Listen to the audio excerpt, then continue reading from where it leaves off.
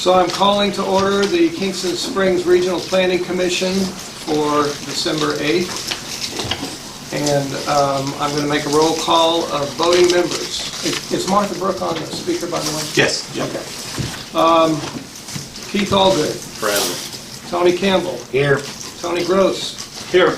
Mike Hargis. Here. Lauren Hill. Absent. Brian McCain. Here. Mike Patno, that's me, I'm here. Chuck Slater. Here. Todd Verhoeven. Here. Non-voting staff. Sharon Armstrong. Here.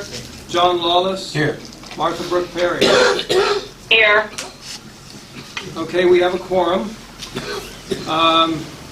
You all have the Planning Commission meeting minutes in front of you from October 13th. Move to approve. Second. Okay, all in favor? Aye. Any opposed? Okay. Last agenda passes. You want some water, Tony? No. Okay. Okay. Somebody's. All right. And now we have this agenda in front of you. Are there any changes to this agenda? Okay, so the agenda as it's written in front of you. Motion to approve. Second. Okay, all in favor? Aye. Any opposed? Okay, that passes. So now we're to community input. May I have just a show of hands on people who want to address the Planning Commission? Okay, just to get an idea how many, I see 1, 2, 3, okay. So this is what we're going to do. I'm going to, for community input, that's you just saying to the Commission on record what you want to say. That's not a conversation that would only occur if you were on the agenda. So it will be listening to your input. I will ask each of you to limit your remarks to 2 minutes. And if you're going to get up and speak and somebody before you has said everything you want to say, it's fine to get up and say, I agree with everything she said or he said, but please don't say what's already been said over again. Okay, so we are at the community input portion, so if everybody could put their hands up again. Okay, sir, you're the closest to the lectern. Why don't you come on up? I'm going to follow Bill Rogers. If You want to follow Bill? Okay. If you come up, sir, and state your name. I'm going to say what he said, probably. Okay. Sir, if I don't know. you could state your name and your address, and then go ahead. Bill Rogers, 1660 South Harpeth Road. Okay. I'm sorry that we've only got 2 minutes. I hope that you'll limit the Golf Club of Tennessee just 2 minutes also. I think you have all of our information, pictures I've sent. We have sent gobs of pictures. 2 minutes is impossible to present what the city of Kingston Springs and the county of Cheatham County has done to our neighborhood. We have the most pristine river in Middle Tennessee, maybe in the state of Tennessee. And the Golf Club of Tennessee, as you can see by our pictures, are destroying our river. We have fishermen that used to fish there forever that don't even fish there anymore because the fish is gone because of all the siltation that has been washed down from this place. I have just 2 minutes is impossible to say what we've got to say. Let me just jump to the very end. It's all over with now. The end of it's there, so we can complain and gripe all we want to. Doesn't do any good. What we need to do now, gentlemen, is we've got a road right there that's about 1 mile to 1.5 miles long from the bridge that's out, which will be back in business on May 31st of 2023, hopefully. From the low water bridge, that doesn't need to be a low water bridge, needs to be a culvert. That whole road needs rebuilding. The ditches are silted in full. There are at least 4 cross drains there that are, as you can see in the pictures, non-operative. The Golf Club of Tennessee has gone through there and built 1 retainage that I can see on our side, and that's right next to the road that they drive up and down. So I'm sure that they take T-Deck and you gentlemen and show them, look how beautiful it is. It is beautiful. But there are at least 3 more places down through there that needs retaining ponds that aren't there. You can see the silt fence in these pictures, washed right underneath it. Silt comes right down into our river. it's a catastrophe on what the Golf Club of Tennessee has caused us, gentlemen. And they do not add one thing to our community. Not one thing. The only thing they're doing is paying taxes to y'all. And that's it. That doesn't help us where we live. And I've been there since the mid-'70s. I've been there a long time. I was there when South Harpeth Road was just dirt. So, and I'm sitting and watching what's going on now, and it's Bill Freeman's trying to destroy us in Davidson County, and now the golf club's getting the other end of it, and we're caught right in the middle of it. 4,000 loads of sand, just sand alone, is passed in front of my house. Thousands of square yards of sod trucks, 40-foot loads of sod. Just sand and sod. That's no rock of all the other construction and stuff that's gone through there. That's just sand. 4 inches of sand throughout that golf. I wish I had time to talk to every one of you about what's going on out there. I would hope someday that somebody, some of you gentlemen, and I don't think you've ever done it, will drive out there and look at what's happening to our community. Thank you very much, sir. Thank you, sir. Thank you. Okay, sir, did you want to say some more? I do. My name's Scott Summers. Okay. I live at 795 South Harpeth Road. Okay. All right, thank I'm at that low water bridge. you. Okay. I have begged since probably back in June. I've met with people of the golf club to just do something. They've addressed it. They pat me on the rear end, tell me everything's fine. Once a month, it just gets destroyed. Siltation. Used to have a nice gravel bed river. You walk through it now from my creek downstream, down to her house. It's 6 inches of silt. There is no gravel anymore. I mean, it's like it gets on you just step in it. It's really nasty. Now, I'm gonna find a snail darter in my creek. Okay, I'll shut this thing down. I don't care. They have killed every snail in my creek, and it just, I'll contain myself, but it absolutely infuriates me. They kept telling me we're gonna fix it.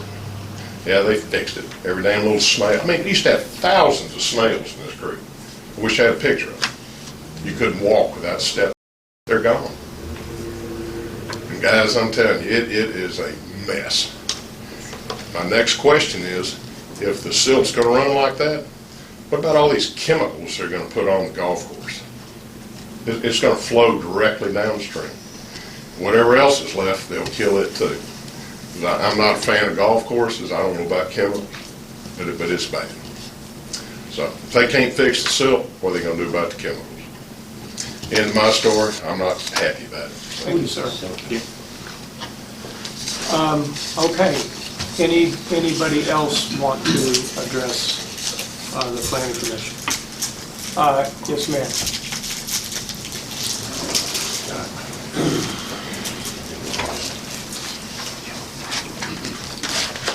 My name is Carolyn Clark. I live at 1048 Ridgecrest Drive in Kingston Springs. And I'm here to address the Planning Commission regarding an item on the agenda that I don't understand why it's on your agenda. It was a Board of Zoning Appeals. And when the appellants filed it, I was reading appeals to the board. An appeal to the Kingston Springs Board of Zoning Appeals may be taken by any person to go before the Board of Zoning Appeals. Why it was brought before you all, I don't understand, because there was no due process. I just called the Palin-Fingles and the Alberts, Miss Albert, today. I just found out about this afternoon because I hadn't opened up my email. I did not know that I was going to be named or called within this to the carpet for helping constituents. It was alleged that I was totally inappropriate and disruptive for trying to help constituents. When I first started out, I was told by wanting to meet people at the farmer's market that I was inappropriate, that I shouldn't be there, that it was inappropriate. I was told when I helped people at Ellerslie regarding the flooding that I was inappropriate. I was told when I helped Henry Patterson, I was inappropriate. I was told when I got called by Kenny Kimbrough, I was inappropriate. I was told when I was helping Bill Rogers regarding his South Harpeth Bridge, I was being inappropriate and out of place. I was told when I brought up the Forest Drive that I was inappropriate, not our county. We don't have anything to do with that. I was told, and now with Miss Albert and Miss Palanfingal, who called me for help. What am I supposed to do, hang up on them? I listened to them, I listened to their problems, and I tried to help them. I asked questions. I'm told I'm not supposed to ask questions, but that's our job as a commissioner, is to ask our city staff questions. We are the oversight over city staff. And excuse me for getting kind of upset about this, but I tried to go through and work through the circuits. I contacted the city manager, I contacted Martha Brooke. Martha Brooke was going to set up a meeting a month ago to sit down. Here's my email, how inappropriate I'm being. Hi, I just got off the phone with the city attorney for almost an hour. She was helpful in explaining some of the issues in Sharon's email. I thought it would be helpful for us to meet with her. Sharon would be there too, so she can walk us through the points regarding the square footage permits, etc., that are being made. She is going to contact you to set up a date that is convenient. Hopefully we can get this resolved for you sooner rather than later. Never had the meeting. I don't know why. City manager came and said, well, we aren't going to have that meeting. Well, you just meet with me. So the city manager met with me and said, well, if there's a grandfathering issue, they need to file another appeal. So I had them file another appeal. That's what I did. I've done what I was told to do. I listened to the people, and now I'm being called on the carpet and alleged I'm inappropriate and disruptive, and I guess not being a good commissioner for listening to people. And that's all I've tried to do. Elected officials respond to citizens, they respond to complaints. Asking questions is not interfering, nor is asking questions and advocating outside of my scope as a commissioner. We are elected by the people to be employees of the city, and we're not elected to be employees of the city. We're elected to be servants of the people. And I object to really this being on the agenda and not before the Board of Zoning Appeals. Thank you. Councilwoman, if you're inappropriate, thank you. Is there anybody else who would like to provide community input? Yes, sir. I'm Bob Sanders. I live on 225 Woodlands Drive. I am a member of the Board of Zoning Appeals. I also share the concerns that she just expressed.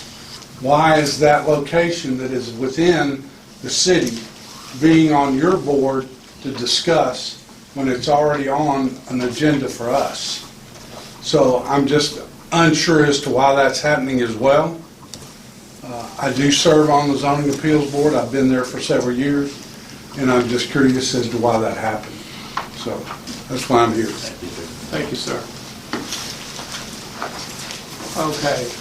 Before we move on, is there anybody else who wants to provide input? Okay. Thank you all for providing input, and thank you for being here. Now we'll continue with the agenda. Item 7A, Ellerslie HUD performance bond. Who's presenting on that? Sharon? Okay. Thank you, Commissioners. In your packet, you have a copy of the proposed performance bond for the Ellerslie project Phase 1. The city attorney has gone through this and added some information and deleted others from the form that was submitted by the applicant. I believe Mr. Reisner, who represents the owner, is here tonight and may have a comment or two. But I am in agreement with this. There is some information you will notice on the form on page 2. Is blank. We're still on page 1 at the bottom. We're still lacking footage for the roads and the gutters, so we're waiting on that to be provided by the engineer for the project, but it is represented on the plan set that was approved by this planning commission and by staff and engineering review. So we would like permission, the city attorney may also weigh in on this, for this document to be executed once that information is inserted. The measurement is the only thing lacking, and then there's a banking line on page 3 here where they will need to put the banking information in. Then all parties can sign. It will then be included in the overall HUD agreement that's come before this body previously, and that will close the last requirement for the HUD agreement for this project. Okay. Martha Brooke, did you hear that? I did, and if I could weigh in a little bit, we discovered in this process of getting the bond from Energy Fit Solutions that the form in the appendix to the subdivision regs actually does not have in it the required information that your subdivision regs require it to.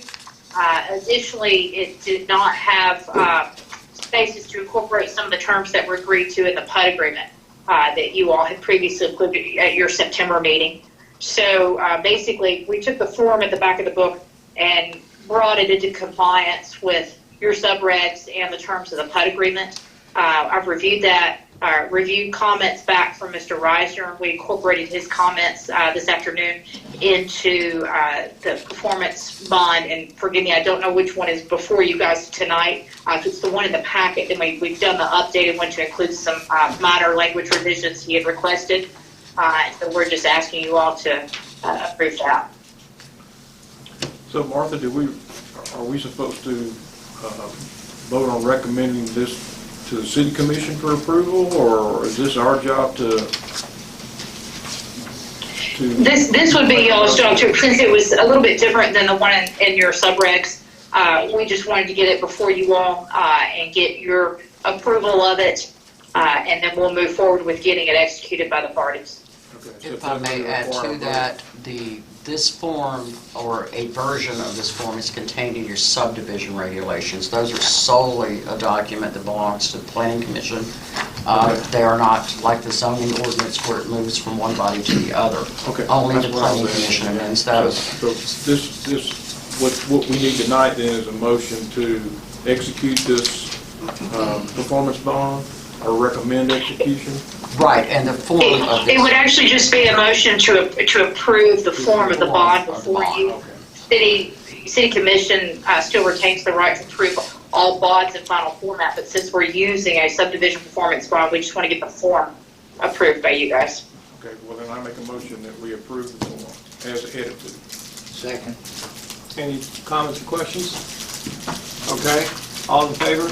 Aye. Any opposed? Motion passes. Okay, so now that was the performance bond. Item 7A2 is the Ellerslie final PUD agreement. Are you presenting on that? Okay. yes, sir, I apologize. The only comment that we have on the final PUD agreement is, as I said in my earlier presentation, this form will become a part and an exhibit of that agreement, which will come back before you for final signature and recommend of the chairman, and then it will be recommended forward to the city commission for their signature and vote as well. So it's just on there because they're tied together. So that's FYI, or do you? It's just an FYI. There's no motion or vote needed for that. All right, thank you. You're welcome. So the next item under old business, 7B, Golf Club of DBI, 1, off-season improvements. There are 3 listed: pump house, creek house project, and temporary permit issued. So old business. Yes, sir. We are in possession of plans that have been approved for the pump house. If you'll remember back to probably 8 months ago, it could not be placed on the master plan because the Clomar was not completely closed and ready to go. So the pump house plans have been done. We have worked through the issues for fire suppression on that particular structure. The fire chief and the building inspector, Franklin Wilkinson, worked through an agreement for fire suppression that's slightly different than the sprinkler system that's traditional because there isn't a water line in the area to serve it. So that's been signed off on. It meets the fire code. That's an update on that. The Creek House project has been submitted. We are waiting on notice of coverage for that particular project. It is noted in the plan, and it will eventually make its way to the final development plan and master plan for the club. The last one is temporary permit issued. A permit was issued to the Golf Club of Tennessee, I believe at hole 9, John, is that correct? For a luxury restroom trailer. It simply came up for renewal and we renewed it. And then there is no agenda item that needs to be amended for the Golf Club of Tennessee, but there's some information to share. As you heard from some of the residents in the county earlier, there was an incident of the Golf Club project for DBI, not the Golf Club of Tennessee. It's the Golf Club of DBI, so I want to make that distinction first. Staff, upon notice of an adjacent property owner and the county, we issued a stop work on the project in order for the issue with soil and erosion to be addressed. All of the disposition of debris, soil, leaves, all of that occurred in the county. So that is outside the jurisdiction of this planning commission, outside the jurisdiction of the city. The city became involved because some of the debris came from an area within the city limits that is the subject of a grading permit that's been issued to the golf club. So after much discussion, and I got an additional piece of information from the golf club today, Mr. Hooper, if I may, with your discretion. Mr. Hooper, do you have additional copies of this? Absolutely. If you would not mind giving those to the golf club. The stop work order cannot be lifted until three things occur. As you know, our regulations require us to have federal, state, local clearance from every other agency outside of our planning commission or our city before we can take action. We're required to do that. The CLOMAR is an example of that. The SWIP and the Notice of Coverage for the project is an example of that. The county also has a performance bond in place with the Golf Club of Tennessee for the work on the road. That was filed with the county before this project ever started, so all those were done. We had a heavy rain, material deposited from city boundary down onto the road, created an issue with the road. It was cleared. So I needed two things in order to address the stop work that we issued. First, I needed something from Mr. Hester. There's a copy of that statement in your packet saying that the road had been cleared and was passable, and all of the issues associated with that had been taken care of, including, I believe, some culverts were cleaned out. The second thing that I needed was something stating that they were now in compliance with their Notice of Coverage and their SWIP, which is their Stormwater Prevention, Pollution Prevention Plan. So they furnished me with a document that was just handed to you. TDEC has an assignment of an ESPC monitor on the site. It's required by the state for them to monitor soil and erosion control and other issues on the site. And this is from that engineer who is assigned that project status for DBI, stating today they're in compliance. TDEC chose not to file a notice of violation. Some of the information, and they are not, based on the report from the soil and erosion monitor, not going to issue a notice of violation for this particular incident because they don't feel it rises to that level. Whether that's right, wrong, sideways, or backwards, we don't have any control of that because it occurred in the county. So we can't do anything about that. Also, I asked Mr. Hooper, the engineer for the Golf Club of DBI, to update the soil erosion plan based on the last incident. And in your packet, there was a notice of violation issued in October. It was cleared on 11/15 prior to this incident. Significant improvements have been made to the soil and erosion controls within the city's control. And I know I keep making that distinction, but we can't control what occurs. They have a separate permit and a separate process with the county that we have no influence over. But within the city, these controls were installed. I've also asked him to update the larger grading plan with this document. They did not have time post-incident to do that yet, but these were furnished today. I have briefly reviewed them. They do reflect, and I did. Can I get one of those? Yes, you may. Well, it's split sheets, Mr. Summers. It literally had to be I'll get printed that. off on a Okay. small printer. They're not all the same. These are what's known as cut sheets in the trade. So you'll have C1, 6, 3, 4, 5, 6, and 7 all on that. But staff has preliminary reviewed them. I have not completely reviewed them. You may pass those amongst yourself. I'm assuming, Mr. Hooper, that's the only copy of that you have? Yes. Okay. So if you would please send forward a digital copy of that so that I can share it with my planning commission. In looking at that and in looking at the soil and erosion controls that have been implemented, they have addressed the issue from the city's perspective. So we're in a position that once they address the issue and the flaw has been cured and the documentation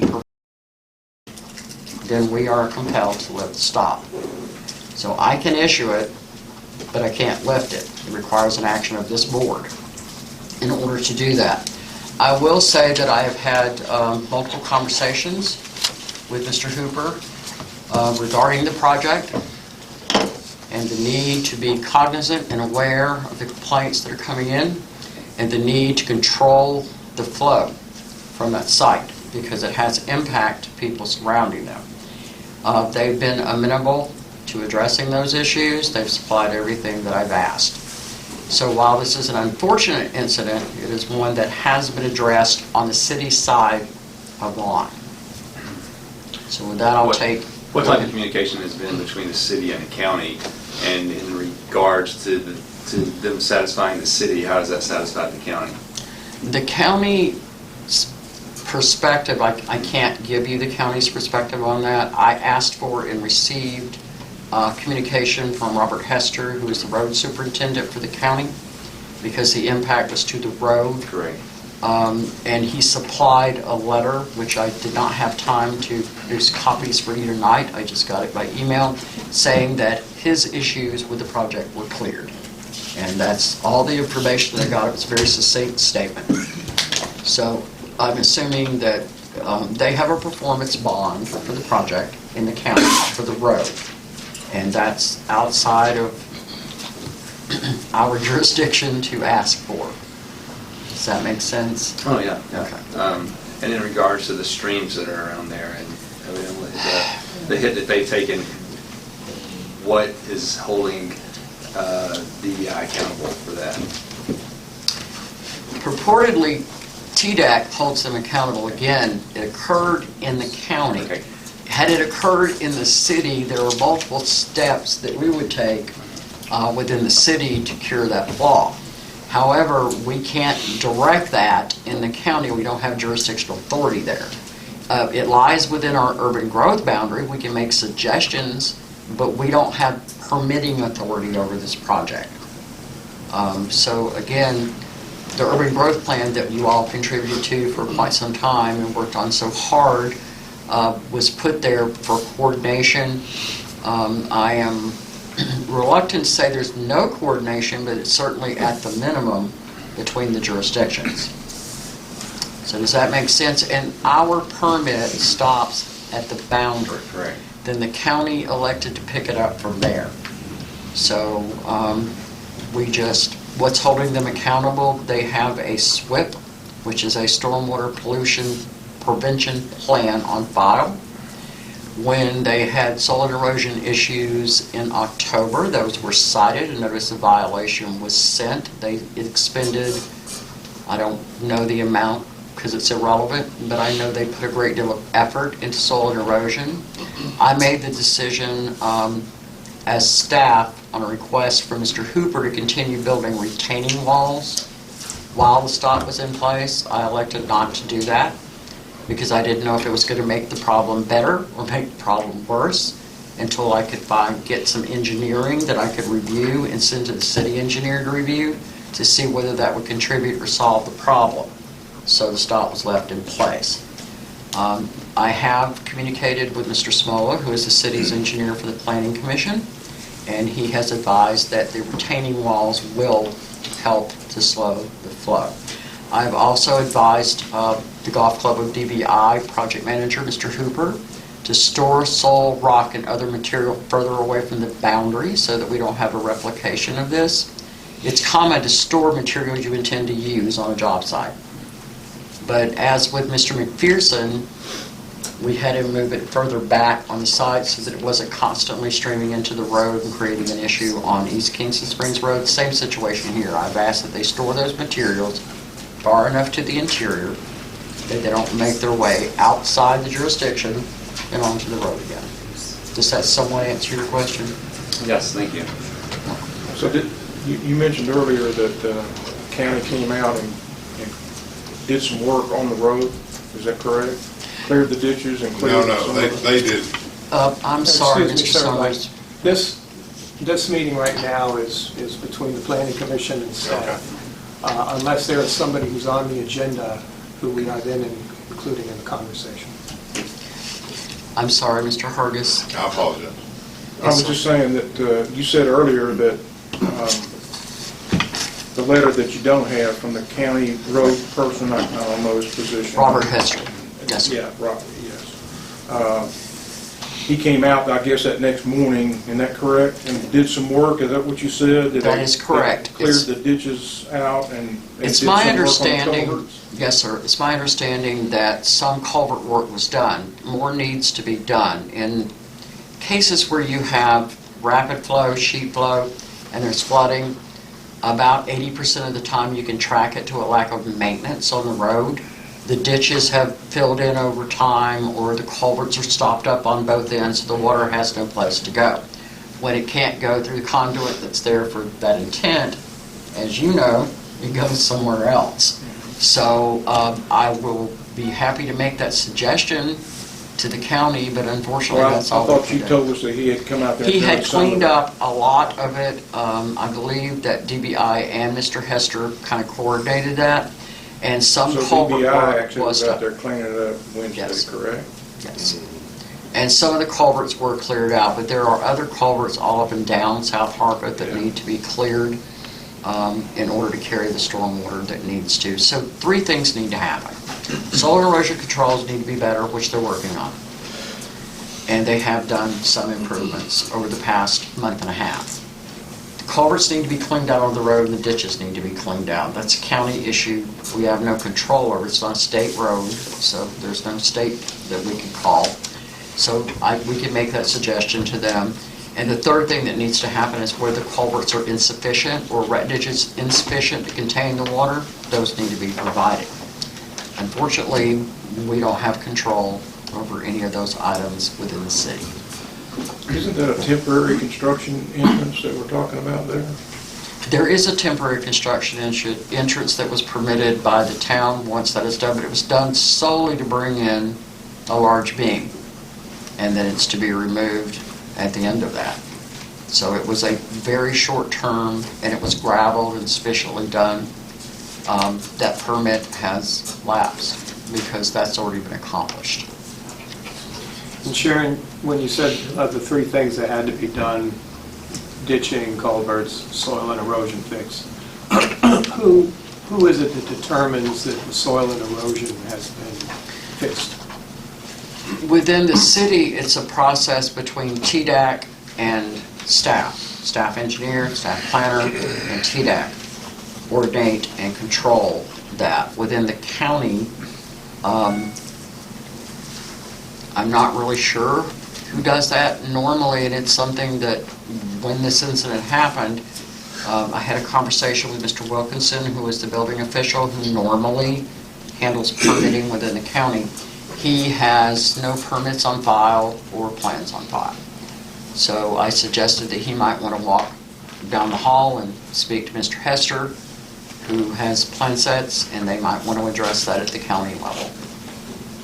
Do we know how much rain fell Tuesday night? Pardon? Do we have any idea how much rain fell and what period of time on Tuesday? I really am not quite sure. I know it was somewhere between 2 and 3 inches of rain, and it happened in a really, really tight window. It's a So pretty there lively were- storm up on my hill, I tell you that. There were other areas of the city that received a great deal of water, but again, the soil and erosion controls meet the requirements that we have. They meet the state's requirements for that. They have calculated the storm, but every once in a while, something happens that's unexpected. In this particular case, the storage of materials in the place that's stored contributed to that, so we've addressed that as well. So again, we probably would benefit as a town from staff making site visits, as we did with Mr. McPherson, if you remember that process, every so often, just to make sure that there's not going to be an issue that's going to come off. And I don't think the golf club would be unhappy with that. And if they're unhappy with that, we can make it a requirement as a planning commission, as if we need to. We did that with the McPherson project for the entire 22 months it took to deal with it. Martha Brooke, did you have anything else on this discussion? I did not, no. Okay, thank you. Okay, so Sharon, is there, at this point, is there an action for the planning commission? There is. I have issued the stop work order, and this body needs to lift it, if you're so inclined to do so. We are in a position right now that we've addressed everything on our side of the boundary, but again, we have no control outside the boundary. So all we can do, but I would appreciate it if a recommendation could include that the county consider cleaning out the ditches and the culverts, and also that the county consider establishing a permit for the work that's being done in the county, and have a grading plan that addresses the back end of this that's outside of our jurisdictional authority and outside of the area that we have any access or control over. So when we typically make these recommendations, does the county take them into consideration, or is there anything we can do to help the county take them into consideration? What normally happens, they're within our urban growth boundary. We have a member of the county planning commission here. So that's a way to further dialogue. But I was somewhat surprised. Do you have anything to add, Brian, to that? I was somewhat surprised to learn that the county did not have a grading permit that was put through the normal process for the project, or that they were not consulted at all with regard to this project. Mr. Wilkinson was completely baffled when I called him. So a recommendation that maybe our staff, your staff, conveys to the county staff that there are some issues that would benefit from being addressed. I'm trying to be very diplomatic.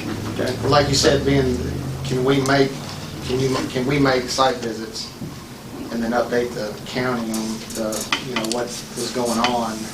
Absolutely. Site Site visits are normally done when there are issues on a site that replicate within a short period of time. They happen more than once. There was a notice of violation issued, a couple of failed inspection reports, and then this incident. So it's appropriate for site visits to occur. So if that direction you give me, just as we did with McPherson in that project, also that maybe you designate Mr. McCain as an extra conduit to the County Planning Commission to discuss the issue and ask that it be put on the agenda. You like to be volunteer?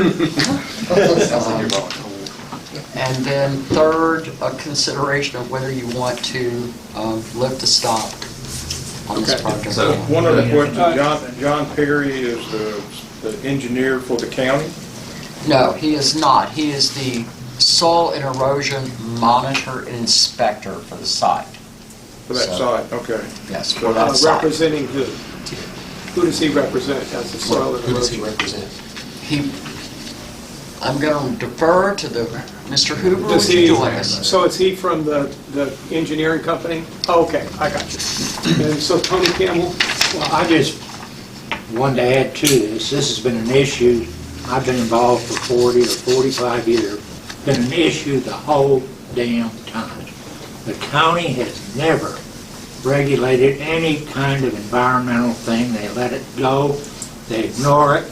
And slowly but surely we're washing away because of it. And I think that this commission and this is very conscious of that and has been involved in pushing and shoving for many years. Yes, sir.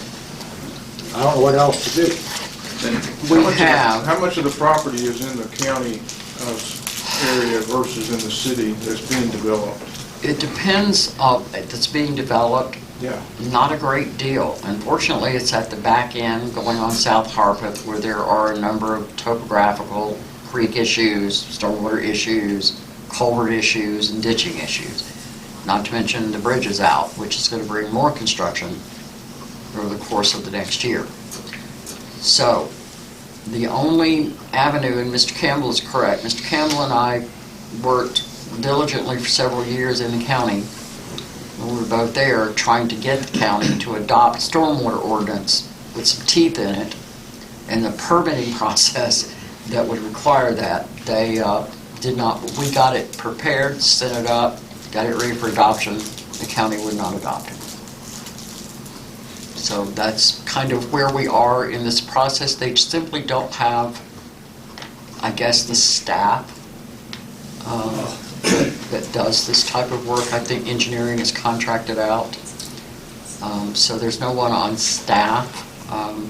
The building inspector, and amongst all the other duties that he has a level 1 soil erosion certification, which means I went to class for a day.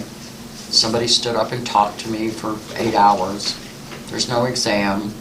I went out, tried to do the best I could. That's what it boils down to. Although there's an exam. Yeah. So any other questions for Sharon? But the precedence before us in this situation is that whenever someone has a stop work order, they satisfy the conditions that it gets lifted. That is correct. Well, it's not just a precedent. There are ground rules for stops. Correct. Once the problem that's identified has been addressed, you're compelled, somewhat like a special exception for the Board of Zoning Appeals, you're compelled to grant it. Okay. Well, we've got this document from their engineer. Did I miss it? Did we have an engineer look at it too? Yes, I spoke to the city engineer today.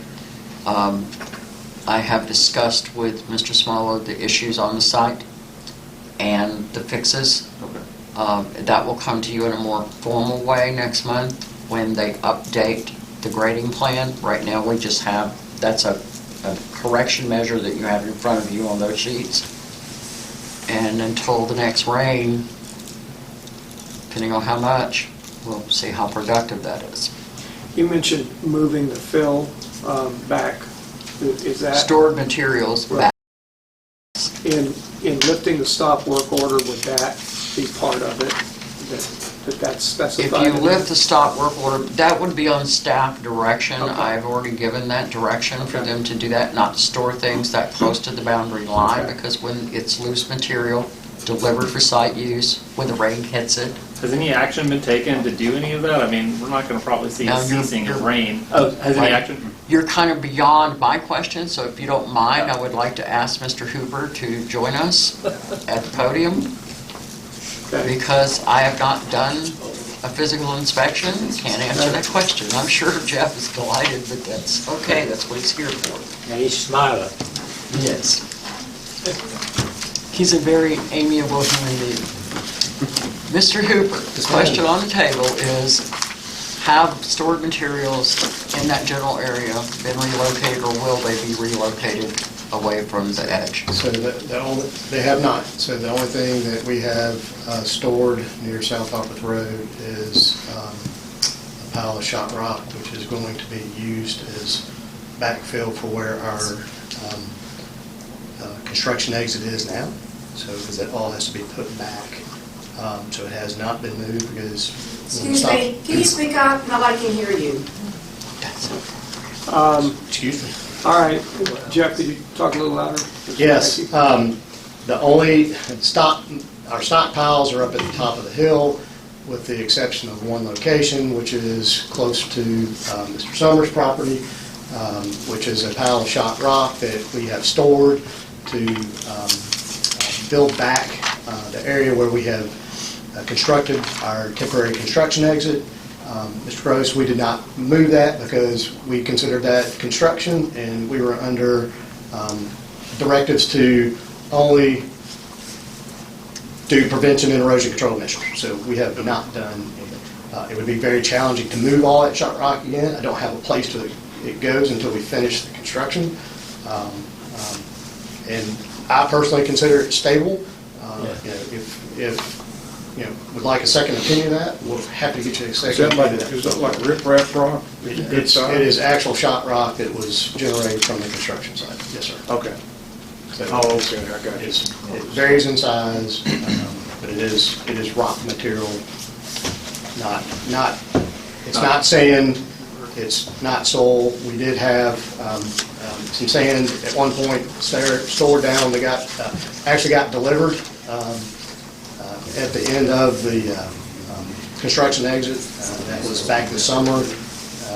That did create an issue for us, but we have made sure that all deliveries of smaller rock, sand, and soils are now at the top of the hill. Commissioners, do you have any other questions for Mr. Hooper? One other observation I might make is I told them not to do anything else other than soil and erosion control. Mr. Hooper, before you address the sit down, issue. I do have one other question. So, until the stop is lifted, even if you required them to move the materials further back from the boundary, they can't because they're under a stop. Now, while some of the materials further back on the site, we all know where water flows, right?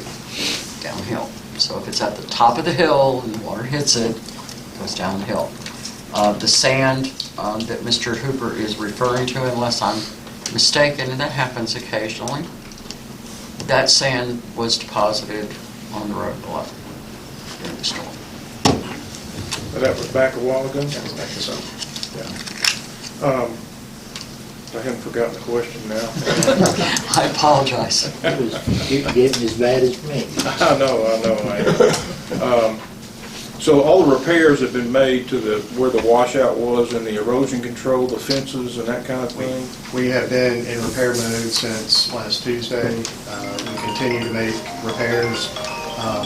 Erosion control, SWIPs are very dynamic because when you construct, the conditions on the property change with the construction. There's nothing different with the golf course, and so we are continuously looking at erosion control measures and updating our measures as we construct the golf course. Okay, thank you. Any other questions? Thank you. Okay, so the motion is to lift, whether or not to lift the stop work order. I think it's more, it's probably Yeah, it's like recommendation as well. two issues Okay. here. One is to lift the stop work, one is to have maintenance visits by us. Okay. And recommendation to the county. So we can, All right. Is that in one motion? You can make it all in one motion. Okay. Unless it parses and somebody doesn't agree with one of them, then we have to start over and separate them. Martha Brooke, did you hear that? Are you good with it? I'm fine with that. I guess if you have somebody that objects, you could do the motion separately, as Ms. Armstrong said. In the event there's an objection. If there's an Okay. objection, then you'll have to parse them. If there's no Okay. objection, you can do it all in one motion. Okay. before we make the motion, real quick, with the county, is there a way to follow up so that the next meeting, can we have something on the agenda where it states, we made this and the county acknowledged, or, I know that's out of our jurisdiction, but is there any way at least to follow up, because some of it does affect us, our town? Yes. Okay. It will be included at your direction or suggestion with the agreement of the board as a standing agenda item until the issue is resolved. Does somebody want to make a motion? I thought somebody Is that Brian? Did you make that motion?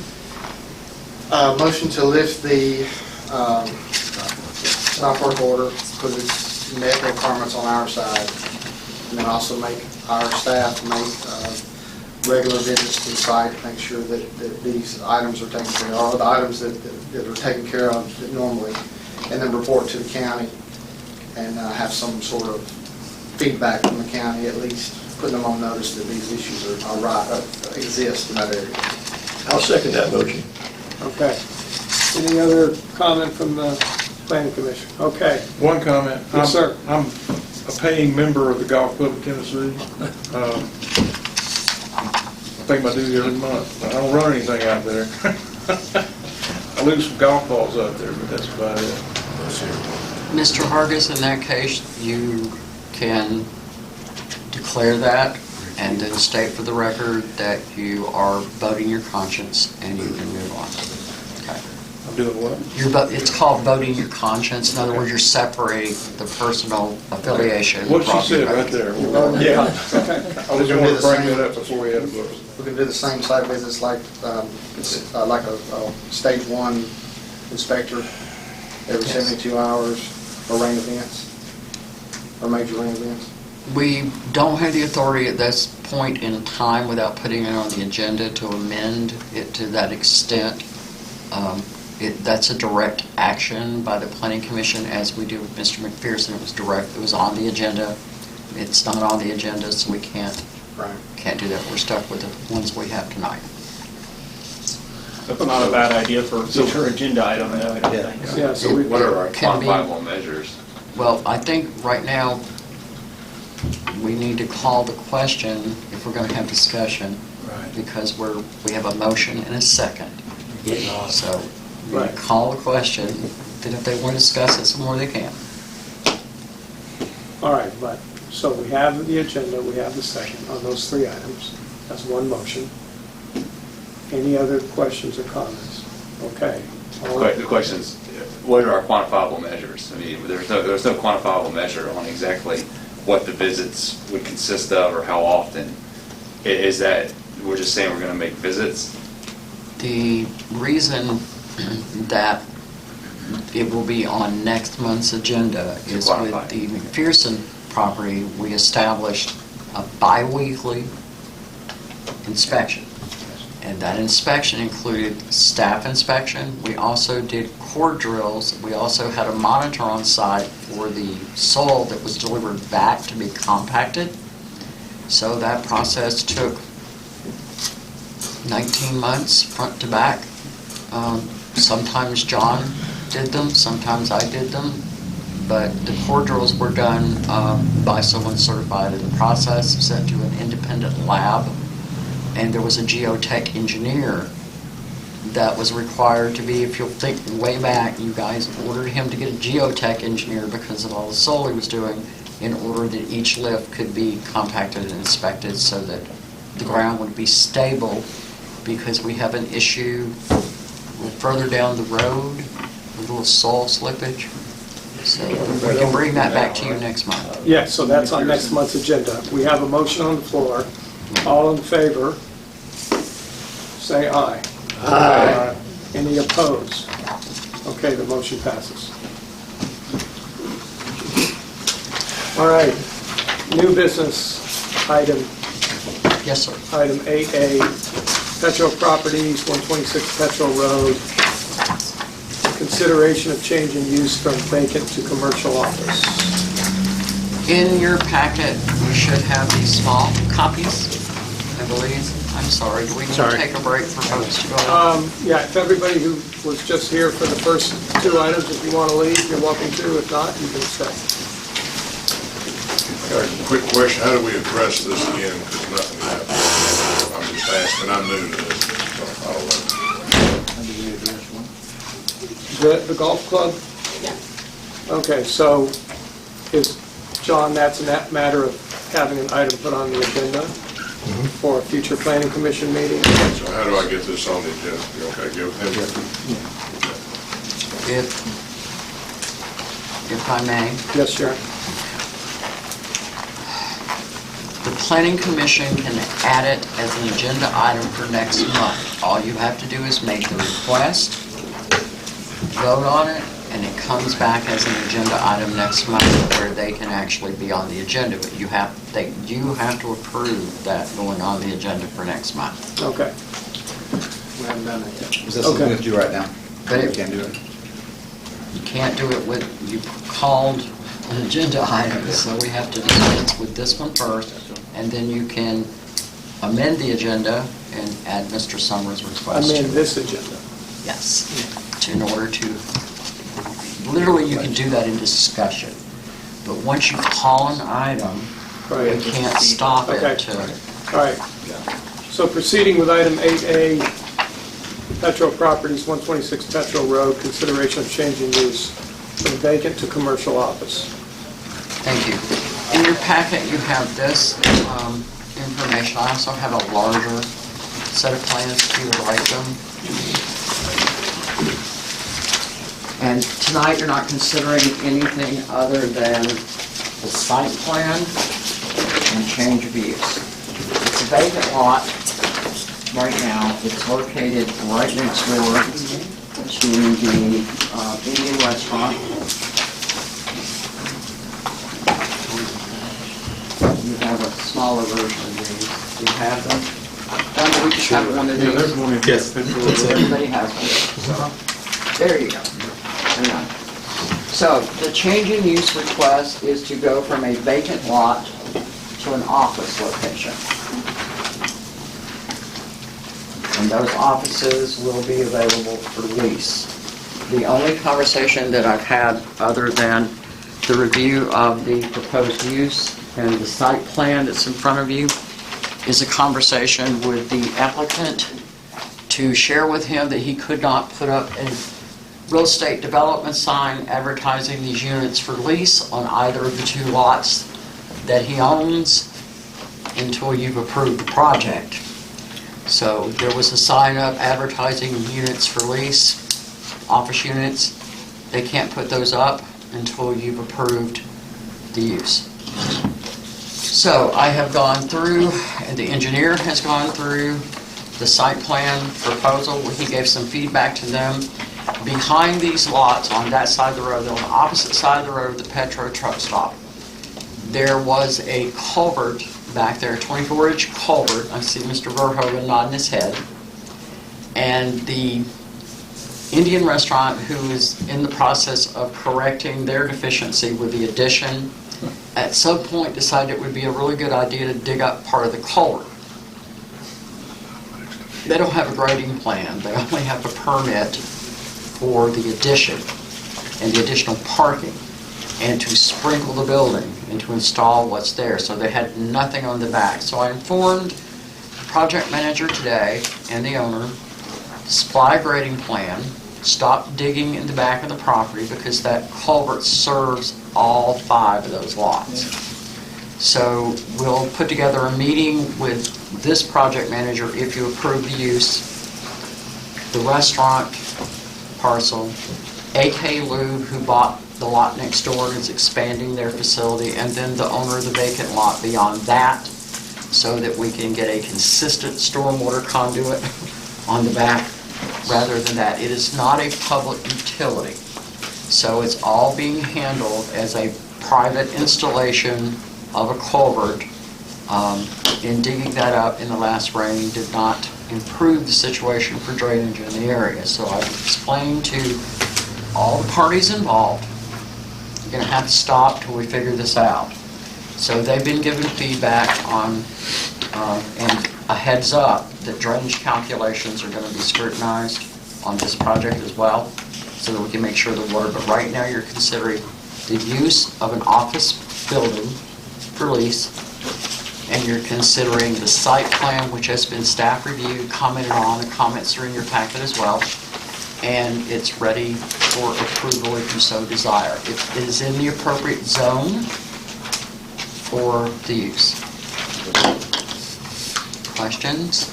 How many office buildings will be, how many office suites will be in the... We don't have construction plans, it's just a site, so Just like correct? they're limited, Commissioner Hargis, to answer your question. When construction plans are submitted and are ready for vetting, formal vetting, the size of the building is dictated by stormwater detention, parking, and other things. So they won't be allowed to build any bigger than the site will tolerate. All right. How many acres is that? It's a small lot. It's A little over 1? It's a little over an acre. It's not a lot. So those It's down acreages. past the oil place and the lot next door is next to No, the it's in quarry. between. Before the oil It's in place. between. It's before the oil. Right before the Yeah. Between It's the that restaurant- small between lot. the restaurant and the oil place.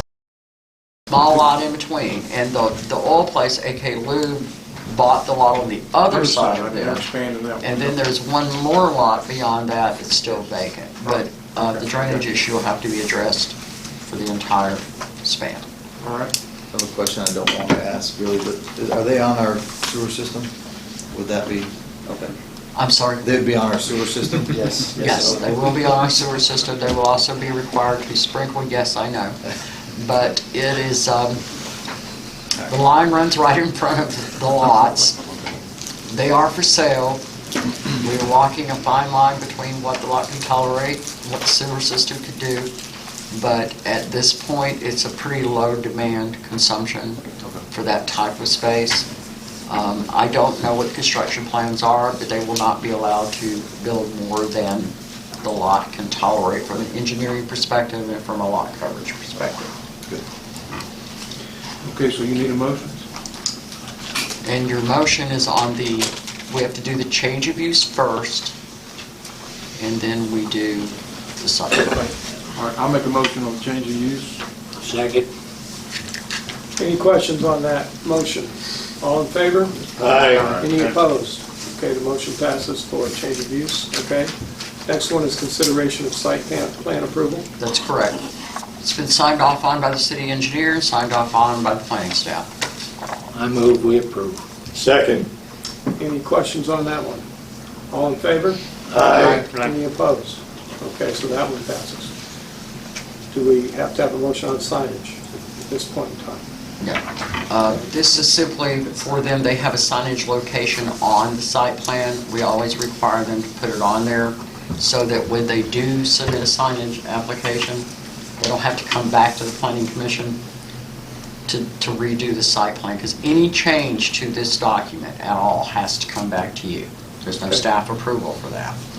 So that's why we have them include all this. It will be within that. We are in possession of their construction plans, but they are incomplete, and that's not a planning commission review, that's a staff review. Okay. So have we completed item 8A? We have, and if you want to, for the sake of Mr. Summers, if you want to consider amending the agenda. Or adding adding the golf club back to the agenda, which presumably Right. we could just say You can just that's make a our intention. request. We would like to have that on the agenda next time. So Okay? I think that's probably Okay, do we need Across to the go board. through, do we need to go through a motion on that, or? You don't, it's just a request, but he Yes. obviously wanted that to be addressed before he Okay. left tonight. Okay, so that's been added to the next, That'll be at the next meeting. that'll be at the next meeting. Yes, it'll be on the next meeting. Can I just say one thing? If y'all just drive over, look at my poor little creek, all right. please. It's been going on for 10 It's months. destroyed. It's not an isolated incident. It's still happening today. All right. So I'll leave y'all All alone. right, we'll continue. We're gonna Whatever move on whatever to- they did, just come look, it's still running muddy tonight. It doesn't take another rain, it's ridiculous. All right. And I Anybody else? appreciate your help. Thank you. Anybody Thank else? you for coming. Yeah, thank you. Anybody else Thank want to you, guys. leave before we start the next agenda? Okay. Could I say something, please? Well, sir, you can address us at the next commission meeting All on right. community input. Take care, Keith. Okay. Or after the meeting. Or you can stay till after the meeting. How long would it be? I hope not very Hopefully long. quick. Not waiting. Hopefully quick. Okay, so item 8B, 279 East Kingston Springs Road. 1, permit review, 2, BZA application, planning commission recommendation and report. Thank you, Mr. Chairman. As you are aware, in the past, when we have had challenges to request by staff for permits or other information, those have come to the Planning Commission because the BZA regulations and the requirement for a permit are contained within your zoning ordinance. You're the body for the zoning ordinance. So I have placed in your packet a great deal of information. By the way, that is your training for the year. It has to be done by the 31st of December, so when we come back next, there will be 4 questions that will be asked to see if you've internalized what's in your packet. I have to certify it to the state. So, this particular request has a challenge in it on staff requirement for a building permit. So the reason it's coming here is because of that. The second reason that it's coming here is because there has been an allegation that it was inappropriately handled by staff. I submitted to questioning by the city attorney. She's available to ask if you would like. I documented the incident the day that it happened. It's been a challenge. I don't know any other way to put it than it's just been an absolute challenge. I take this path not lightly, but all I need from this body is a recommendation to the City Commission for the 3 items that I asked, and I'll be happy to answer any questions that anybody has at this meeting. The BZA application will be heard sometime in January, as soon as the city manager can pull together the members of the commission to have a meeting. And if you will think back to a couple of incidents that we've had in the last 4 years, one of them was with Mr. Hamilton, the engineer for the gentleman that bought property adjacent to the high school. Same issue, requirement for a permit, recommendation from the Planning Commission. We also had the same issue with, and Mr. McCain, I'm going to have to ask for your understanding of this situation, Mr. LaBerge, who came and gave you a presentation because of a staff decision on lots that he wanted to subdivide that were substandard. So this particular request from staff is for 3 things. One, I would like for you to make a recommendation to the Board of Zoning Appeals on the items that I have placed in your packet, reviewed substantively as I do on every single project that comes to my desk. As an advisory report, this will go forward to the Board of Zoning Appeals for their information. The variances requested are not allowed in your zoning ordinance. And what derails this, and we had a similar case heard last Tuesday for the same issue, because the applicant sought advice from City Hall, was advised that he needed permits, retrieved permit applications, did not complete or file them, and did the work anyway.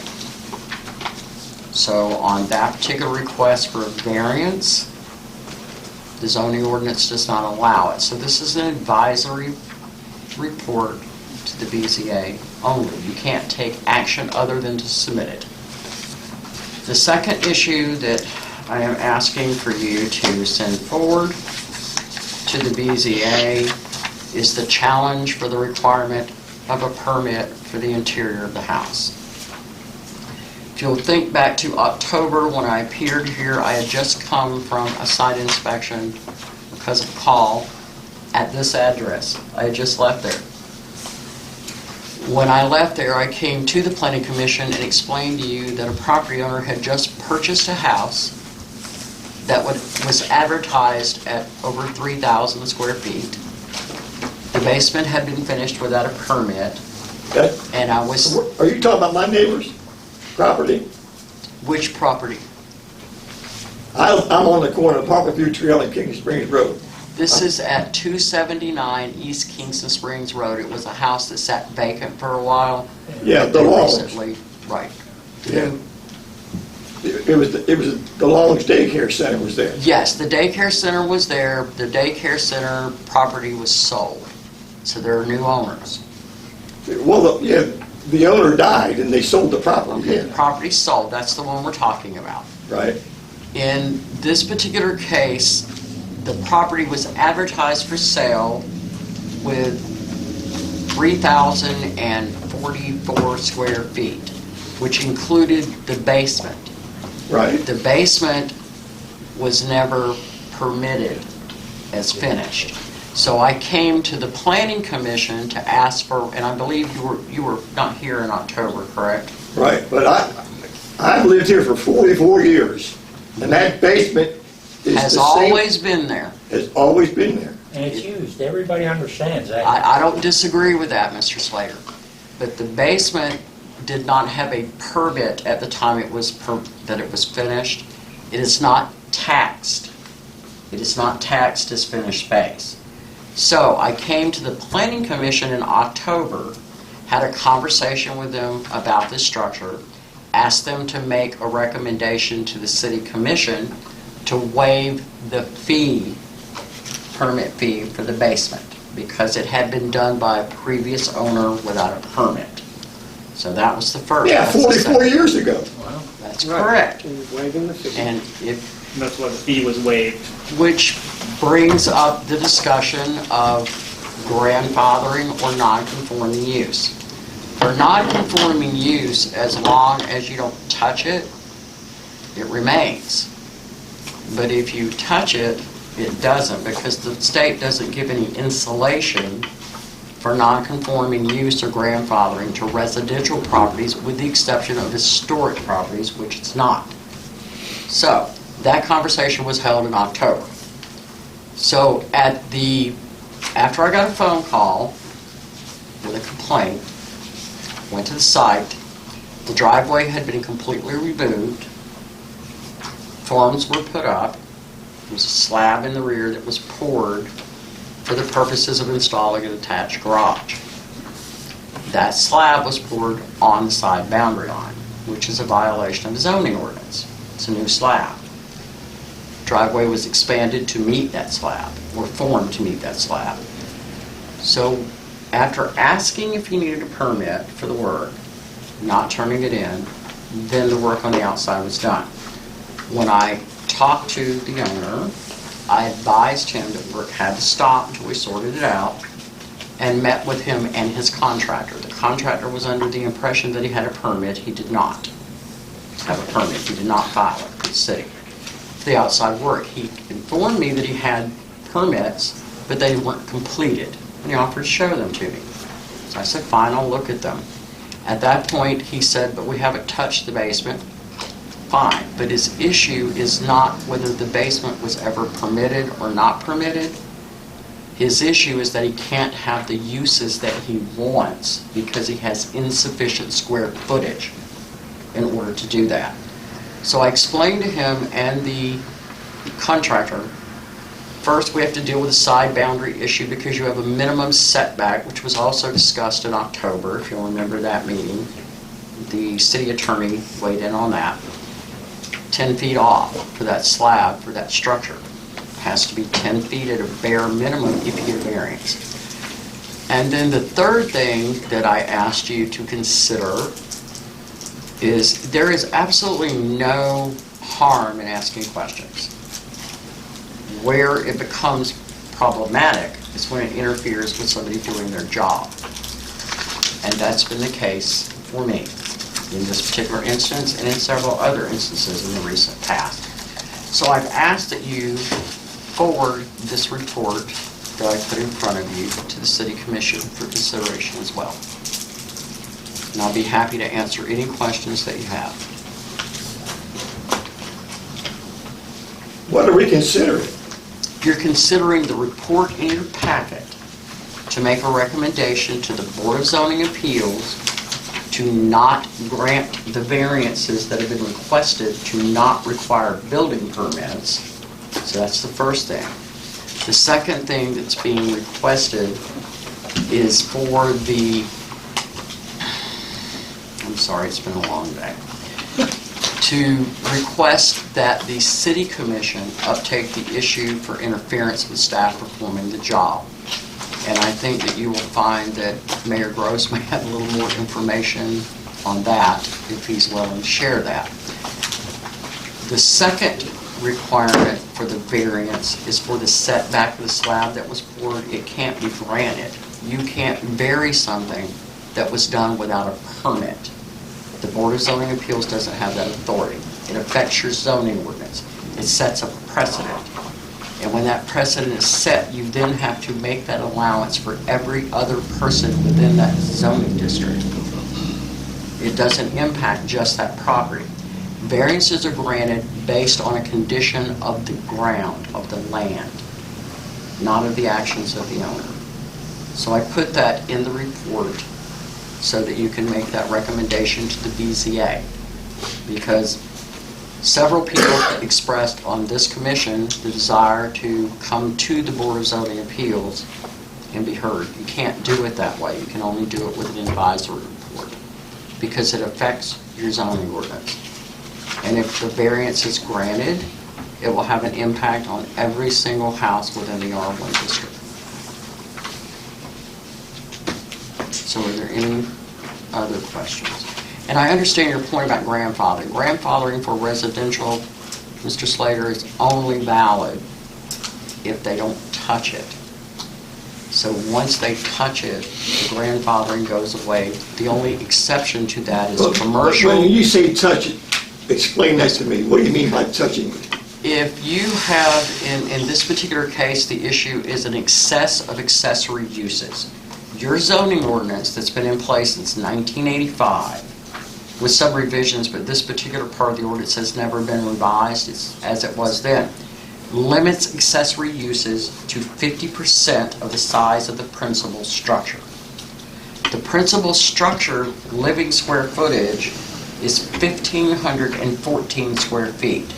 In your packet, I've calculated the uses that are already on the ground exceed the size of the principal structure.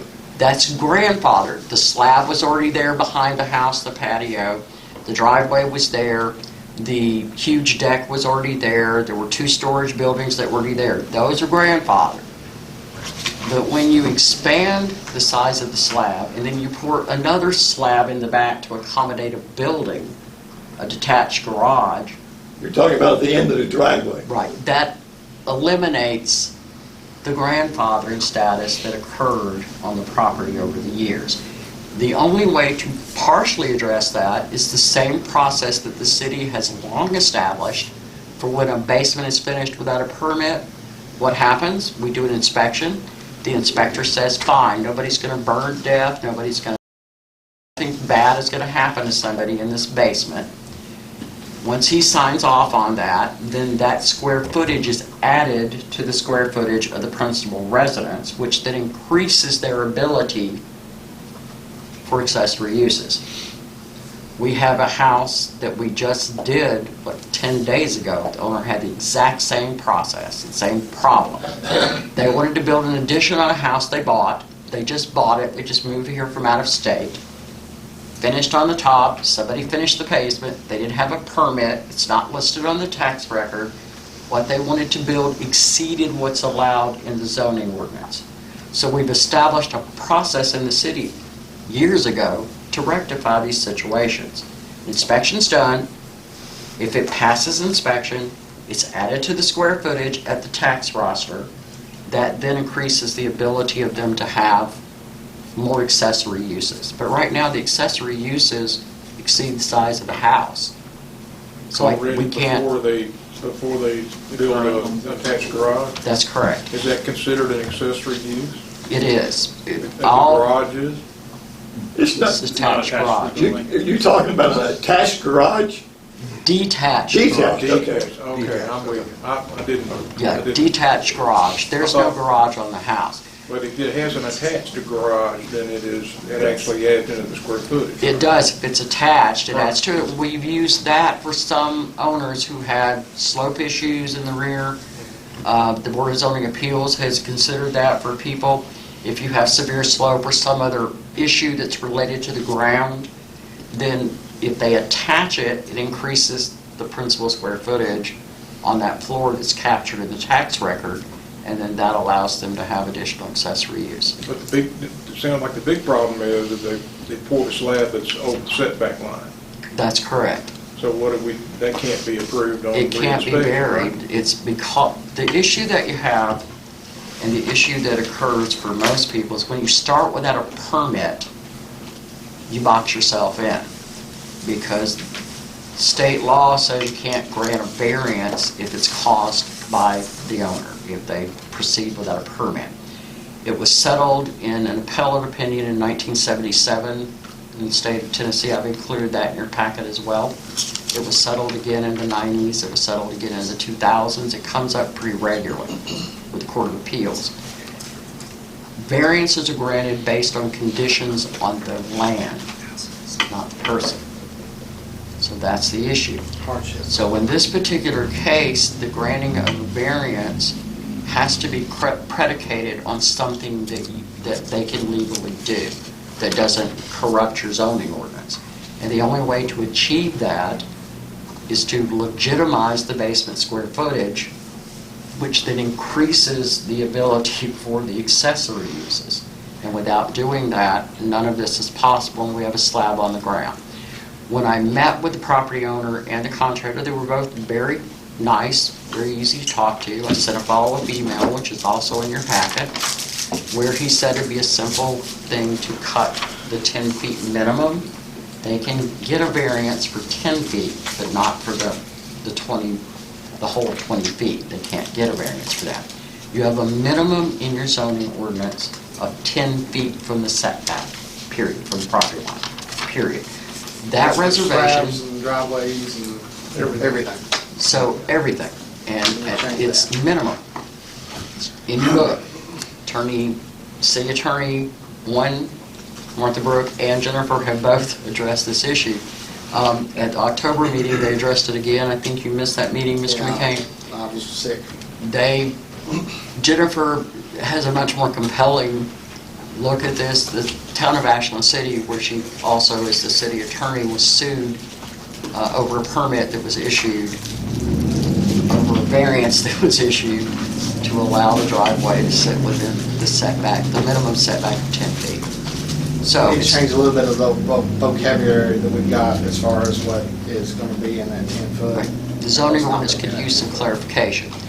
But as Jennifer relayed to the Planning Commission last month, there's a reason why that's there. It's usually reserved in case utilities are ever installed in the future when you go from septic to sewer, or rather than run it through the front yard. So the solution is if they'll remove part of that to get the 10-foot offset, then you can inspect the Board of basement Zoning and add it to the Appeals- house, and they're okay to build a detached garage. Is Right. that what I'm hearing you say? they are, no. No, you're not They're- putting down, they're- okay. This is one of those that it really was a protracted process for me and the city attorney to work through the circumstances of all the things. They have a deck that's rather expansive, 600 square feet. They have 2 storage buildings in the backyard. There is a slab poured behind the house that is listed on the tax record as a patio. It is 20 by 23. Then they want to put a garage in that's 20 by 25. And so all of those things together, even if we have a top floor and add the basement, the most they can have is half of that, 1,514 square feet. Because they moved the grandfathering because of the change? Well, no, because you can have half your structure as an accessory, but so if you add the basement in, that would increase their ability to, what, 1,500 feet or To so? 1,514 square feet rather For than, accessory structure, but that would include all accessory structures, correct? That's It would. correct. So like, if you have a shed, that counts as whatever the shed is, and now we don't calculate the driveway itself in that for the square footage because it doesn't have anything else, it has no other use than an entry.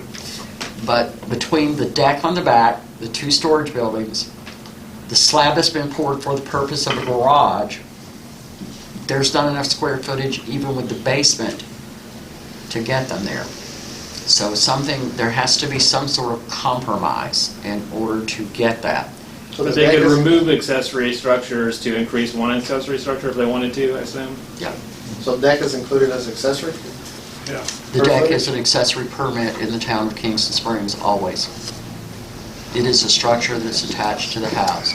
I see Brian shaking his head. We got to change that too. Listen, you do things differently in the city than they do in the county, right? But in the county, I'm somewhat familiar with their permit process. They require a permit for a deck. It's listed as an accessory use. So I used to review all permits for zoning clearance there too. The lot itself is not a small lot. The only solution that they would have would take a 4-month process for you to rewrite your zoning ordinance. But keep in mind that it applies to every single lot in that jurisdiction. This is a low-density residential neighborhood. So without going into too much more detail, because everybody looks like, this is your training. That's what I said, this packet is your training. So I just want to, Sure. so there was no permit That's application completed. That's correct. And then a concrete slab was poured that exceeds the setbacks. That's correct. If the permit had been completed, they would have had to know the limit of where they could pour that pad, just talking the pad. And That's correct. setbacks. Okay. The driveway, not counting all that extension, is kind of a separate discussion, I guess. It is. Okay. Then there is the idea of how much accessory structure you can have. That's correct. I.e. what goes on that pad. Has to do with the total square footage of the house based on our zoning ordinance. That's correct. And that's a third issue. Yes, sir. Okay. But it all falls apart when you don't get the permit and you don't know how big you can pour. And so you pour and then you're outside the setbacks and then you say, I want a variance. Right. Yeah. Because I didn't follow the process and now I want a variance. That's what I'm hearing. Is that That's deck a correct. freestanding deck or is it attached to the house? Pardon? Is that a freestanding deck or is it attached to the house? The Attached to the house. garage, No, the patio. the patio, it's the deck's attached to the house. So you are correct. What if in- what if they redid the plan and built the garage where it attaches to the house? Would that increase the square footage enough? I'm going to answer that one right after I answer his. Okay. So you are correct in everything that you stated. The problem for this particular applicant is state law and the appellate court forbids the BZA from granting a variance where the applicant started without a permit. Okay. So we're kind of, and the reason, you're getting training so that you understand after your zoning ordinance leaves you, it goes to the Board of Zoning Appeals, who is challenged with hearing these things. They heard a very similar case on the issue of pouring on Tuesday on another property. Same issue. In the setback, needs to be rectified. Mr. McCain, if we discuss that one, would have to recuse himself. He's the surveyor for that one that's going to cure the flaw. To answer your question, if they attach the garage to the house, I'd have to look at where it can go, because I don't think there's sufficient room on the side to attach it. No, Because of the if you go out setback, back. it's, yeah, if they put it on top of the, yeah, that would create a whole new More issue. concrete, but I mean, at least it'd be touching the house somewhere where they could count the square Can you footage. attach it with a dog trot? You can, but it's not just a dog trot. It's got a little roof line to roof line. Right.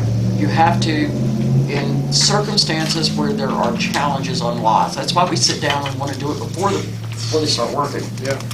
If you attach it by roof and by floor, commonly known as dog trot, breezeway, as long as it's attached to the roof and attached to the floor, it's attached. So, okay. So that's one option, That might and it's be one of the solution. options that was discussed with them when we met with them. Okay.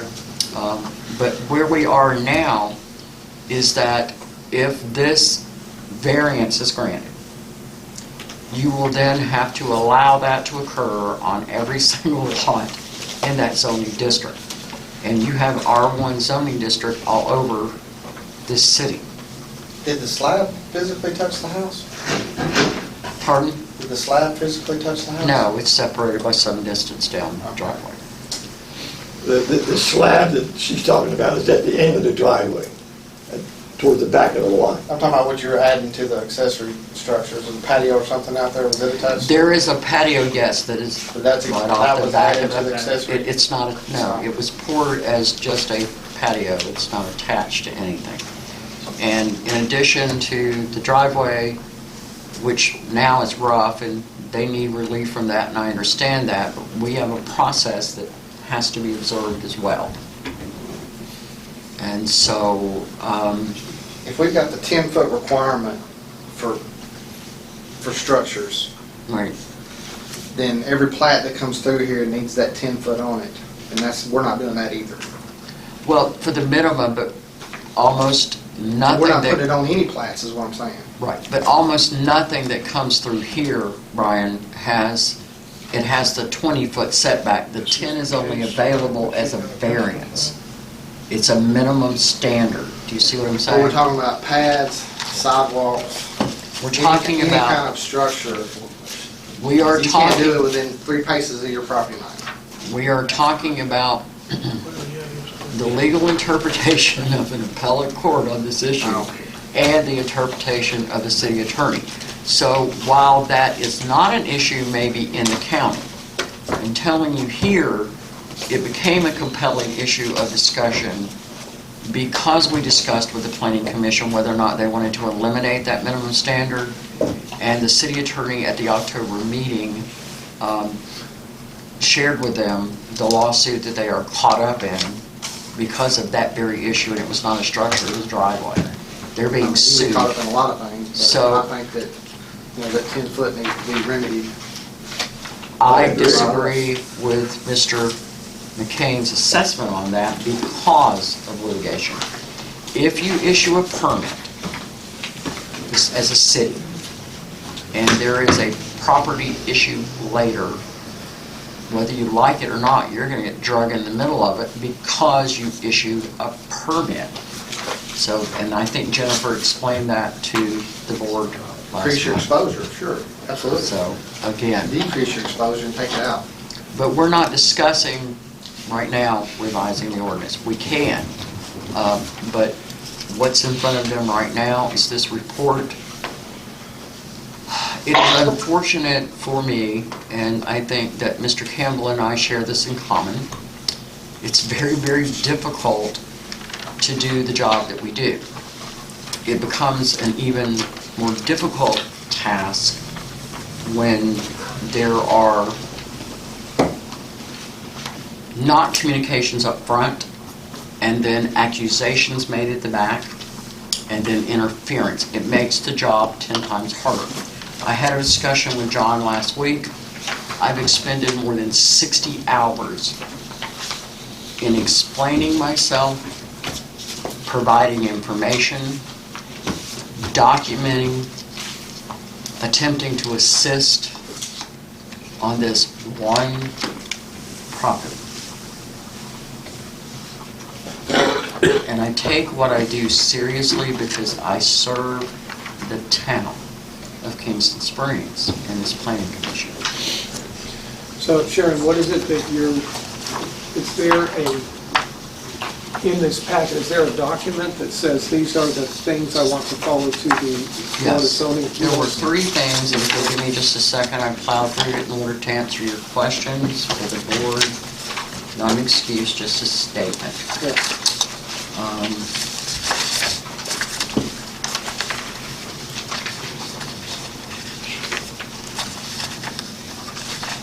I just wanted to make sure whatever we say that we have it clear.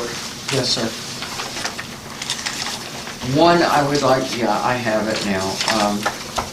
First, I would like you to adopt the report that I provided to you as the advisory report to the Kingston Springs Regional Planning Commission to the Board of Zoning Appeals, because this will be heard next month. And it has the potential to impact your zoning ordinance beyond repair. Second, I would like you to advise the Board of Zoning Appeals that the grant of variance, waivers, or exceptions requested are a violation of the Kingston Springs Municipal Code. That deals with the requests for permits. If the Board of Zoning Appeals rules that permits cannot be required, then you can shut down your zoning ordinance because that's where the requirement comes from, is your zoning ordinance requires a building permit. Third, advise the City Commission the activities and interference of Commissioner Clark in the Kingston Springs Regional Planning Commission duties and authority granted by the state of Tennessee are inappropriate. We need clearer procedures in the city, but from here, listening to this, it makes me think that's part of the issue. And I don't blame the city, I just think sometimes when you stress a system, these things show up and it causes us to think, can we do this a little differently or what? That's a big, hairy question.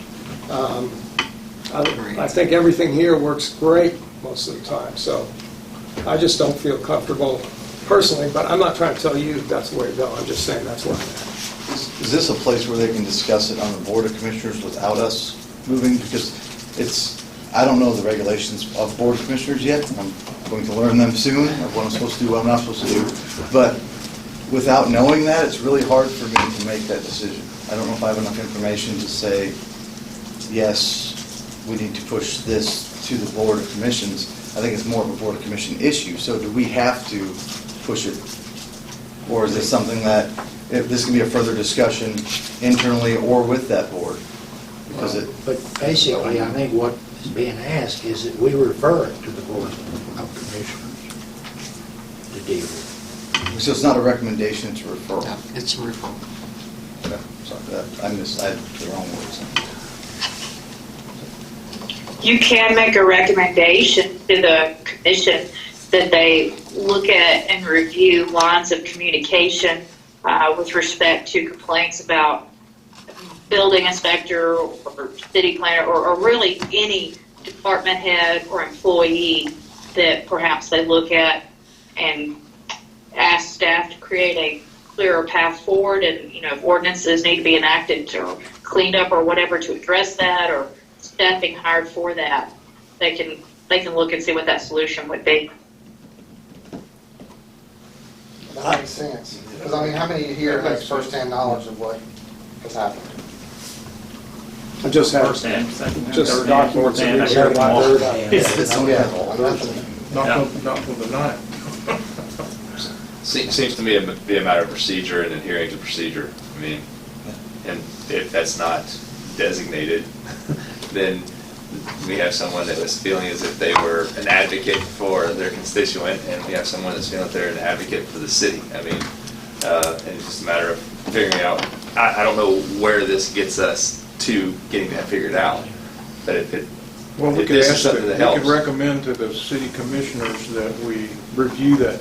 the procedure. The procedure, Yeah. yeah. I Review mean, the procedure, and also, I mean, and give us more bright lines about how this should work. How do we interact with the city manager, the city planner, the rest of the employees, I think that would be a good exercise for the city commission to I think figure that that out. the important things too is, that I'd be concerned with is Sharon's comment that she spent 60 hours on this. I presume those are billed to the city of Kingston Springs, and I don't know how many legal hours get spent on it.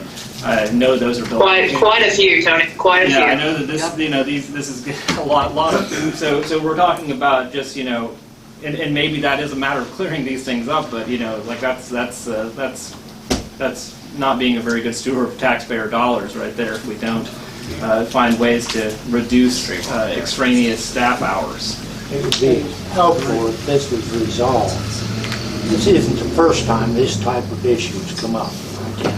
I'm sure I can't count the number of times it's come up, so perhaps it would be appropriate for the commission to set up some kind of process to see the appropriate way to deal with it. And is this an opportunity for us to Recommend? we would also recommend that we hire a building inspector? Is that something? No, I mean, I that's thought we did. really, well, we've been using the county, so. Yeah. And by personal experience, No. he does No, not he's adhere codes to enforcement. the Codes city. enforcement. We have planner, codes enforcement, and then building inspector, and those are three. So we have a planner, we have a codes enforcement officer, we do not have a designated building inspector. But that said, those are very difficult, as you've all, I mean, Tony, you've probably been through more years of trying to find good building instructors than I have. And it's a challenging thing when you have as little load for them as we do, but it's still a need. So we just, and we've had any number of ways we've gone about that over the years, and it's always kind of been a patchwork thing, but that's because, there's not Not the volume you need. there's not the volume to justify a full-time employee, but so it's usually some kind of contractual. If I might, that has been true for almost the entire time that I have been associated with this town. You do not have the volume necessary to support that particular position. How long, what's happening in Kingston Springs now is going to hold or not, but right now you take in sufficient building permit fees to support a full-time building inspector. You had one with Phil Booma. I don't know if you remember Mr. Booma, but he was your last full-timer here in the city. And I think he still split some duties with that. But since you don't have one, and because there is a zoning clearance required for a permit, I've been taking on those duties. And what happened in this particular instance, and in several many others that are, other than the angst associated with it, identical to issues we've had to resolve for the last year since new people have moved in, with no permit, having to resolve that. In going through this process, the building permit is a requirement of your zoning ordinance, which brings it into the arena of this board. My particular issue at this point is being questioned based on assumptions or something that's been said without it being in the light of day. Does that make sense to everybody? You're a public body. So when these issues come up, they should be addressed in public. Everything you do is public. Everything I touch is public. Nothing should be done outside of the purview of the public. The second issue for me is that it's an action by an individual rather than the commission as a body, as required by the law. So when the city commission addresses an issue, it's an issue. I don't like to be the subject of angst. I try to do my job. I try to do it well. I try to do it quickly and professionally. But this process that's been established now of a complaint being levied, have no idea where it comes from when the questioning starts. I get asked questions. Sometimes I get forwarded information that's been sent forward by Commissioner Clark that never makes its way to the City Commission, which is inappropriate. It's just wholly and solely inappropriate. You're a body, or they're a body. They act as a body, not as an individual. So I'm happy to answer questions. But this has become stressful, taxing, and very consumptive of my time. And I have always answered your questions and the questions of the commission. You got a question, I'll answer it. But this sort of activity is costly to the city. It sets a really bad precedent for people. And I agree that you need a building inspector in this town. The county does a great job with inspections. Don't do a real good job documenting it sometimes, but they do them. But then it puts it back on other people to be able to do that. And if it seems convoluted to you, you should try it from this side of the administrative. So who do I talk to? Who do I answer to? How do these questions get asked? How do they get posed? But I am not comfortable with a character assassination that occurs and has occurred 4 or 5 times in the last year. So that's all I have to say on that. So, is there any recommendation here that we want to forward as a planning commission? Does anybody have? What the first two. We already voted. Those are fine. The only thing that I would think might help a little bit is the mayor would instruct all of the commissioners, if they have communications with any of the staff, that they go through the city manager. That might resolve some problems. It might resolve the idea of talking behind somebody's back.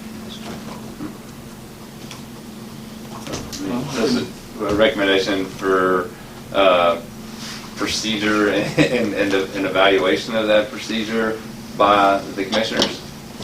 Yeah, I think that makes sense. By the city commissioners. Let's review those lines of communication. I think it's got to be lines of communication, but the thing with those lines of communication is you're talking about 2 different boards here, right, and they address 2 different things. So, I mean, in some ways, the lines of communication for anything related to planning actually should probably go through the planner, and things related to other things more so through the city manager, because they serve separate functions, and I mean, they serve separate boards in some respects as well. So, that would be, I guess, when we think about that. I mean, is this board, your board as planning commissioners, your primary point of contact from staff would be Sharon. As a city commissioner, your primary point of contact to staff or issues would be John. But as a city commissioner, if you have an issue with planning or any of those issues, your primary point of contact should probably be Sharon, because she's the one that oversees this board. This board controls the zoning ordinance and so on. So I guess the biggest concern here is that we have a commissioner going to someone on behalf of a constituent, correct? And so if that's supposed to be brought to light by getting it on the agenda, getting it to this body and in front of them, that's the way it should be handled, not through a back door somewhere. I mean, if that's the way I it mean, should be I done. guess if you want, it would be. Yeah, but anybody should be able to come to any of us and talk to us about anything. Yeah. Bring it Yeah. Bring it here, exactly. Within reason. And then we can Bring it advise forward. how to get it on the agenda. Yeah, right. You can't just, Well, a single commissioner cannot make a decision for the board. But it seemed to me that Carolyn is being criticized for addressing a problem that was brought to her. And I think that's wrong. Me too. I mean, that's what she's on the commission. What are the city commissioners for?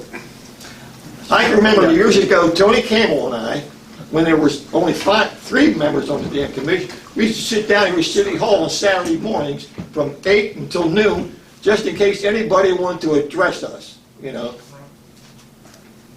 And that's gone by the wayside for some reason, you know. And, you know, she was doing a job that I think a lot of commissioners should be proud of. And I think she's, you know, being criticized for doing her job, and that's wrong.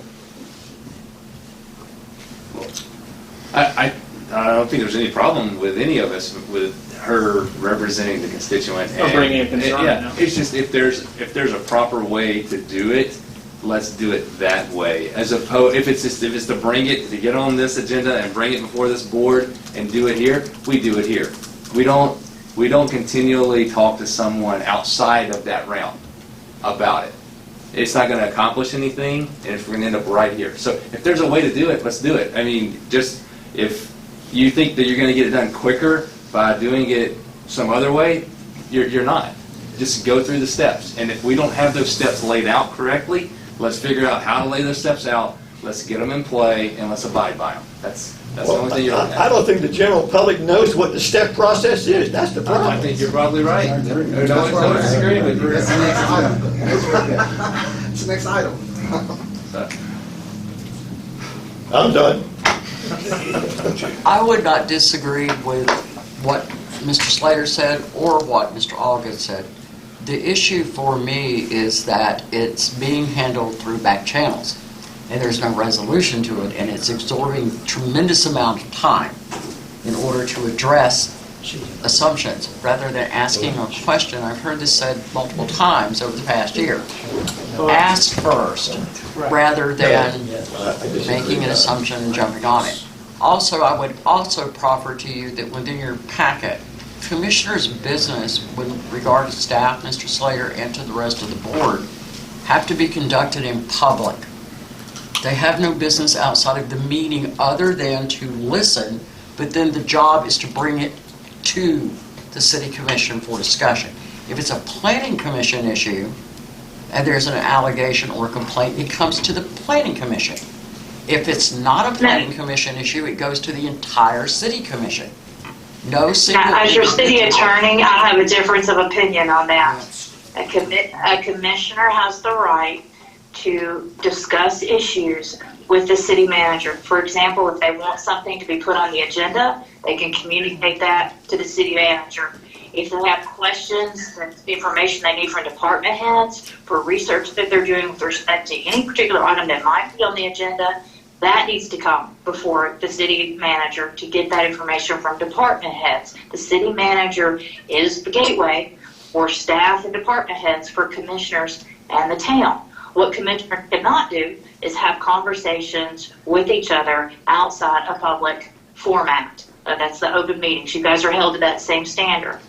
So with respect to commissioners, they are free to communicate issue with the city manager outside of those Board of Commission meetings. Yes, and include social media in that as well. I'm sorry, could you say it again? There's a lot of background. Include He said social media in that as well. as well. Bar them from that. Right, with respect to open meetings, is that what you're asking No, about? social media, Social media, Facebook, Marlene. Instagram. Right, what being put on social media? The questions to the city manager or conversations with other commissioners? Questions that should be transferred or asked of the city manager. So in that particular, and again, I'm in this convoluted situation where I have multiple jobs and multiple paths and multiple boards and people to have discussions with. When a city commissioner has an alleged complaint, you're saying that should be resolved solely with you and the city manager? It depends on what the complaint is about. If it is about activities within the city planner hat, if you will, to use that analogy again, then that definitely comes under the purview of the planning commission and should be addressed there. If it is a question or an objection or a concern or a request for information that falls within codes enforcement, falls within issuance of building permits, falls within stop work orders, those stop work orders, building permits, that falls under the building inspector, which falls under the city manager. And so I know that I know it seems like we're splitting hairs, but us like to do that. And in this case, it really is going to be context specific as to where a complaint or comment or even a kudos needs to get registered. Okay, thank you, Martha Brooke. So I think where we're ending up, and please correct me if I'm wrong, I think we're ending up that the Planning Commission would like to advise the City Commission that they clarify roles of commissioners and communication processes within the city on issues that they may encounter with their constituents. And I would say, and if any training is required, include that. But I think that's where it's falling, is it? Yeah. Is that where you guys Yes, are? develop process or procedures or abide by it. I mean, I don't know, Tony? Yeah, I mean, I suppose, I think we're talking about kind of different things in a lot of different ways, and I don't know exactly, I'm trying to mentally clarify all this personally. Maybe I'm a little slow on figuring it out, but What's proper and what's not I mean, proper? the asking questions and gathering information is one thing.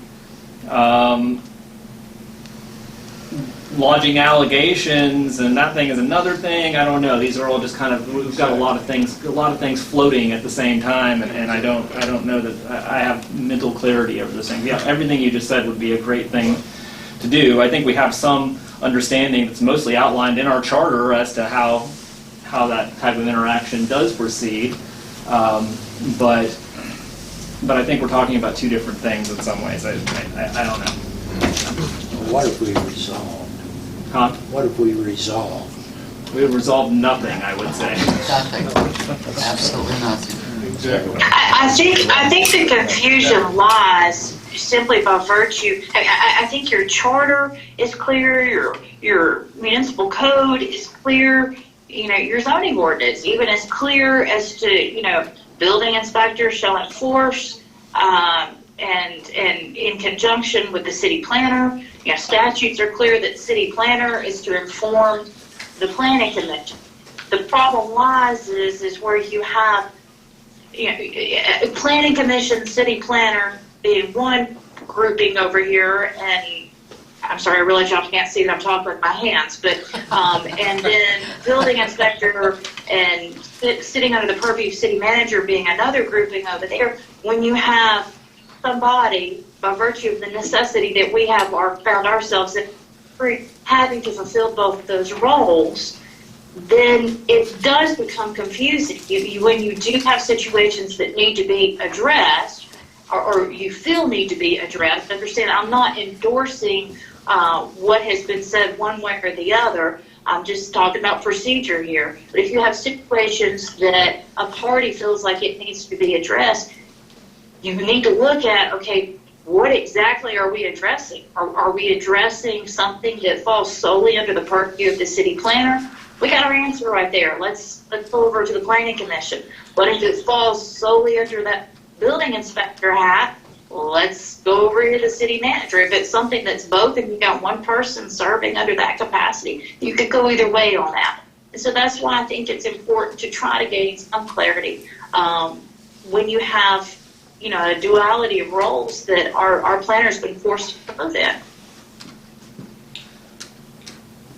Just for clarification, and I know we're getting 9:11, it's pretty late, I know, I apologize, but just for clarification though, are we talking here about a situation where a commissioner came and asked a question? No.